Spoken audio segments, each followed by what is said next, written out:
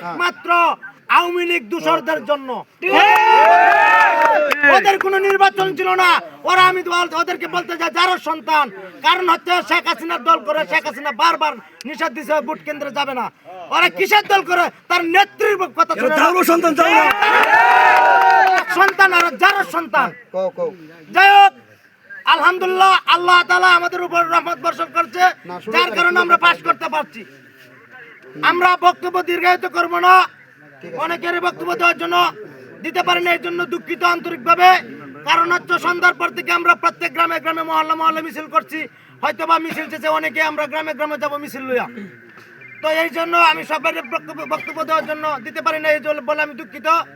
এই পর্যায়ে বক্তব্য রাখার জন্য বিনীতভাবে আহ্বান জানাচ্ছি নেত্রকোনা জেলা বিএনপির সাবেক আহ্বায়ক কমিটির সদস্য নুরুল হক তালুকদার ইমরান ভাই।